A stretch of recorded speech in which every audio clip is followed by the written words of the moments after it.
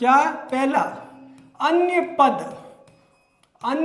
पद प्रमुख होता है इसमें, ना तो पहला पद प्रमुख होगा, ना दूसरा होगा, ना दोनों होंगे, बल्कि अन्य पद प्रमुख होगा। ठीक है, ये ध्यान रखना है।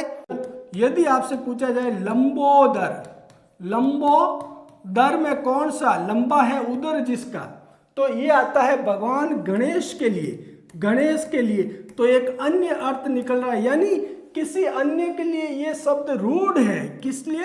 अन्य अर्थ के लिए रूढ़ है, यानी अन्य पद प्रमुख हो रहा है, तो वहां पर बहुव्रीहि समाज होता है, विशेषकर देवता और राक्षसों के लिए। और ये पूछेगा एनसीईआरटी में से, देख लेते हैं। जैसे घनश्याम शब्द आ गया, घनश्याम, तो क्या हो जाएगा? घन के समान श्याम किसके लिए आया है? घन जैसा श्याम यानी कृष्ण के लिए। घन जैसा श्याम यानी काला भगवान श्री कृष्ण के लिए है, तो यहां पर बहुव्रीहि समाज है। अगला और देखिए, नीलकंठ। नीलकंठ, अब इसका भी विग्रह कई बार पूछा जाता है, तो ध्यान रखना।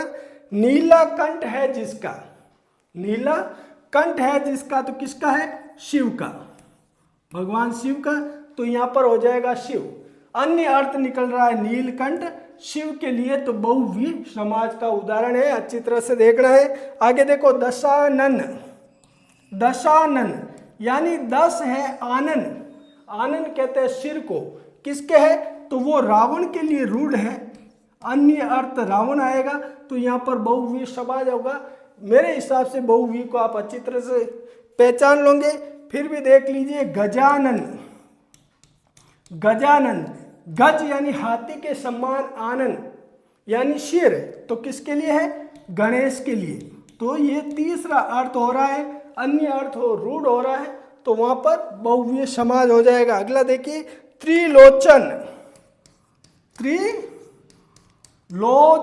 देखिए अच्छी तरह से, त्रिलोचन, तो त्रिलोचन में क्या है? 3 है लोचन जिसके, 3 नेत्र किसके हैं? शिव के, तो यहां पर भगवान शिव हो जाएगा। तो ये आपको पहचानना है, त्रिलोचन यानी।